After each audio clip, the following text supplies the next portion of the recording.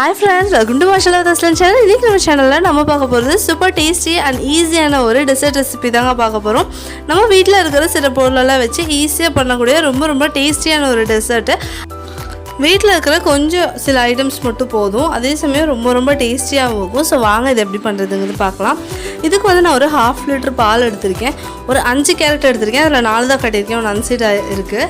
அதே மாதிரி ஒரு 4-5 பீஸ் பிரெட் துண்டு, அவ்வளோதான். இப்போது கேரட் வந்து இந்த மாதிரி நான் துருவி எடுத்துட்டேன். இதை வந்து ஒரு பேனில் நெய் சூடு பண்ணிக்கலாம். 1 டீஸ்பூன் நெய் சூடு பண்ணி அதில் வந்து இந்த கேரட் போட்டுக்கலாம். போட்டுட்டு நல்லா வந்து அதை சாட்டே பண்ணுங்கள். அந்த கேரட் நல்லா சுருங்கும், அதாவது அந்த சூட்லேயே கலந்து நல்லா சுருங்கும். அது வரைக்கும் நம்ம இதை நல்லா அந்த நெய்லேயே போட்டு வறுக்கலாம். அது நல்லா சுருங்கின அப்புறமா ஒரு 1/2 கப் அளவு சர்க்கரை இதில் நான் ஆட் பண்ணுறேன். நீங்கள் கண்டென்ஸ்டு மில்க் இருந்தால் அது கூட ஆட் பண்ணிக்கலாம், அது இன்னுமே நல்லா டேஸ்டியாக இருக்கும். ஆனால் நான் இன்றைக்கி சர்க்கரை ஆட் பண்ணி தான் பண்ணுறேன், அதுவே நல்லா டேஸ்டியாக தான் இருந்துச்சு. இப்போது சர்க்கரை வந்து நல்லா ஆட் பண்ணி நம்ம வந்து சாட்டே பண்ணியாச்சு. கேரட் வந்து நம்ம இந்த மாதிரி வணக்கிறோம்ல, இதுலேயே வந்து நல்லா வந்து வெந்துடணும், இல்லைனா பச்சை மணம் அடிக்க ஆரம்பிச்சிடும். ஸோ நல்லா வந்து சாட்டே பண்ணிக்கோங்க. பாருங்கள், நம்ம போட்ட அந்தளவுக்கு போட்ட கேரட் வந்து இந்த அளவுக்கு சுருங்குற அளவுக்கு நம்ம வந்து இதை நல்லா ஃப்ரை பண்ணி எடுத்தாச்சு. இப்போ வந்து ஒரு 1/4 கப் அளவு பால் வந்து இதில் நான் ஆட் பண்ணிக்கிறேன். ஆட் பண்ணிவிட்டு நல்லா வந்து மிக்ஸ் பண்ணி விட்ருங்க. இப்போ கொஞ்சமாக வந்துட்டு ஏலக்காய் பொடி வந்து ஆட் பண்ணிக்கலாம். முழு ஏலக்காய் இருந்தாலும் நீங்கள் அது கூட ஆட் பண்ணிக்கலாம். ஆட் பண்ணிட்டு நல்லா வந்து மிக்ஸ் பண்ணி விட்ருங்க. நம்ம இதில் ஊற்றிருக்கிற பால் வந்து நல்லா வந்து சுருண்டு வந்துடட்டும். இது வந்து நல்லா வந்துட்டு பாலெல்லாம் வற்றிடும். அந்த அளவுக்கு நம்ம ரெடி பண்ணி எடுத்துகிட்டு ஸ்டவ் வந்து ஆஃப் பண்ணிடலாம். பாருங்கள், இந்த ஸ்டேஜில் நம்ம ஸ்டவ் ஆஃப் பண்ணிக்கலாம். இப்போ ஒரு பேன் வச்சுருக்கேன், அதில் இன்னொரு டீஸ்பூன் அளவு நெய் வந்து சூடு பண்ணிக்கலாம். அடுத்ததாக நம்ம எடுத்து வச்சுருக்க பிரெட் பீசஸ் இந்த மாதிரி குட்டி குட்டியாக வந்து கட் பண்ணி வச்சுருக்கேன். அதை வந்து இதில் நல்லா டோஸ்ட் பண்ணி எடுத்துடலாம். சைட்ஸை வந்து கண்டிப்பாக ரிமூவ் பண்ணிடுங்க. நான் வந்து ரிமூவ் பண்ணாமல் போட்டுட்டேன்.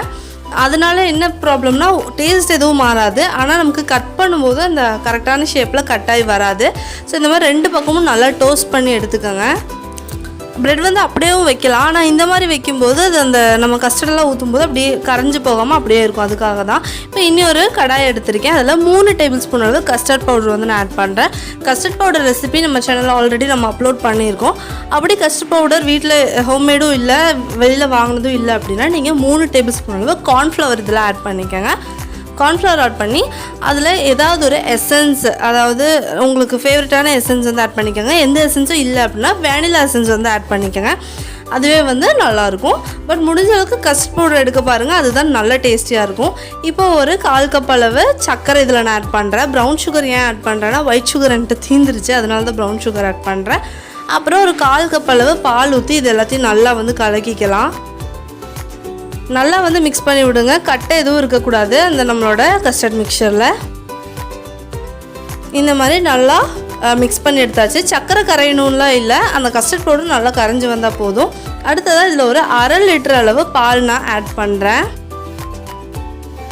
என்ன பால் வந்துட்டு எடுக்கலாம், நார்மலான பால், க்ரீம் மில்க் எது வந்துட்டு நீங்கள் எடுத்துக்கலாம். இப்போ நம்ம இதை ஸ்டவ்வில் வச்சு மீடியம் ஃப்ளேமில் வச்சு நல்லா வந்து இதை குறுக்கி எடுக்க போகிறோம். மீடியம் ஃப்ளேம்லேயே வச்சு நல்லா வந்து குக் பண்ணுங்கள். இது லைட்டாக கட்டி ஆகிற ஸ்டேஜில் வந்து நல்லா லோ ஃப்ளேம் கொண்டு வந்துடுங்க, ஏன்னா சீக்கிரம் கட்டியாகி கட்டையாக ஆயிரும் நமக்கு. ஸோ கொஞ்சம் டைட் ஆகுதுங்கிற டைமில் நீங்கள் என்ன பண்ணிடுங்க, கரெக்டாக லோ ஃப்ளேமுக்கு கொண்டு வந்துடுங்க. பாருங்கள், இப்போ நம்ம இந்த அளவுக்கு வந்து நம்மளோட கஸ்டர்ட் மிக்சர் வந்து ரெடி ஆகிருக்கு. இப்போ அசம்பிள் பண்ணிக்கலாம். இப்போ ஒரு மோல்டு எடுத்துருக்கேன், நீங்கள் மோல்டு இல்லை நீங்கள் உங்களுக்கு எதில் செட் பண்ண முடியுமோ அதை வந்து எடுத்துக்கலாம். இப்போ நம்ம ரெடி பண்ணி வச்ச ப்ரெட் பீசஸ் ஃபஸ்ட்டு நம்ம அடுக்கிடலாம். நார்மல் தட்டில் கூட நீங்கள் இதை வந்து அசம்பிள் பண்ணிக்கலாம். அடுத்ததாக நம்ம ரெடி பண்ண கஸ்டர்ட் மிக்சர் அந்த சூட்டோடையே வந்து ஊற்றி கொடுத்துருங்க. ஏன்னா கஸ்டர்ட் மிக்சர் வந்து ஆறிச்சுன்னா நமக்கு இந்த மாதிரி ஊற்றுறதுக்கு வந்து இதாகாது. கஸ்டர்ட் மிக்சர் நிறைய போடணுன்னாலும் நீங்கள் போட்டுக்கலாம். அது வந்து செட் ஆகிறதுக்காக மட்டும்தான் அந்த கஸ்டர்ட் மிக்சர் நம்ம யூஸ் பண்ணுறோம். அது நல்லா டேஸ்ட்டும் கொடுக்கும், அதுக்காகத்தான். இப்போது கீழே இதில் ஃபுல்லாக வந்து கஸ்டர்ட் மிக்சர் ஊற்றியாச்சு. அடுத்ததாக நம்ம ரெடி பண்ணி வச்சோம் இல்லையா அந்த கேரட் ஸ்வீட், அது வந்து வச்சுக்கலாம்.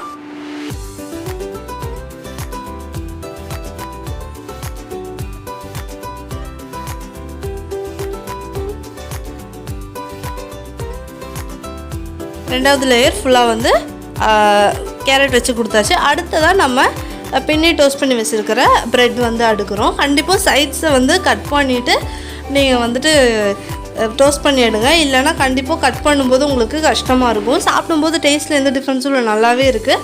ஆனால் கட் பண்ணும்போது ரொம்ப கஷ்டமாக இருக்குது, அழகாக நமக்கு அந்த ஷேப்பில் வராது. அடுத்ததாக மேலே வந்து திருப்பியும் நான் கொஞ்சம் கேரட் வந்து வச்சு கொடுக்குறேன், கேரட் ஸ்வீட்டு. இந்த கேரட் ஸ்வீட் ரொம்ப ரொம்ப டேஸ்டியாக இருந்துச்சு. கண்டிப்பாக ட்ரை பண்ணி பாருங்கள் இந்த ரெசிபி. அடுத்ததாக மேலே கொஞ்சமாக கஸ்டர்ட் பேலன்ஸ் இருந்துச்சு எனக்கு, அதை வந்து நான் மேலே ஊற்றி விட்டுறேன்.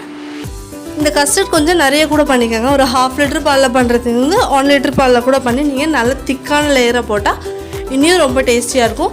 மேலே ஏதாவது நட்ஸ் போட்டாலும் சரி போடாட்டியும் சரி, நான் சும்மா ஒரு அளவுக்கு வேண்டி கொஞ்சமாக நட்ஸ் எல்லாம் கார்னிஷ் பண்ணியிருக்கேன், அவ்வளோதான். இதை வந்து ஒரு 2 ஹவர்ஸ்லேருந்து 3 ஹவர்ஸ் ஃப்ரிட்ஜுக்குள்ளே வச்சு எடுத்து சாப்பிடுங்க, அப்போ தான் இன்னும் நல்லா டேஸ்டியாக இருக்கும். இதை வந்து இப்போ நம்ம கட் பண்ணி எடுத்தாச்சு. நான் வந்து ஒரு 2 to 3 ஹவர்ஸ் நான் வந்து ஃப்ரிட்ஜில் வச்சு எடுத்திருக்கேன். இதை இப்போ வந்து பாருங்கள், நம்மளோட டேஸ்டியான டெசர்ட் வந்து ரெடி ஆயிடுச்சு. கேரட் டெசர்ட் ரொம்ப ரொம்ப டேஸ்டியாக இருந்துச்சு. கண்டிப்பாக ட்ரை பண்ணி பார்க்க வேண்டிய ஒரு ரெசிபி. எல்லோரும் ட்ரை பண்ணி பாருங்கள். ட்ரை பண்ணி பார்க்கும்போது உங்களுக்கு எப்படி இருந்துச்சுங்கிறது கண்டிப்பாக எனக்கு கமெண்ட்ஸில் சொல்லுங்கள். நம்ம சேனலில் மறக்காமல் லைக் பண்ணுங்கள், ஷேர் பண்ணுங்கள், சப்ஸ்கிரைப் பண்ணுங்கள். அந்த பெல் ஐகானையும் மறக்காமல் கிளிக் பண்ணுங்கள். அப்போ தான் நான் போடுற எல்லா வீடியோ உங்களுக்கு நோட்டிஃபிகேஷனாக வரும். இன்னொரு சூப்பரான ரெசிபி வீடியோவோட உங்களை வந்து நான் மீட் பண்ணுறேன். Until then, take care. Bye bye. Thank you.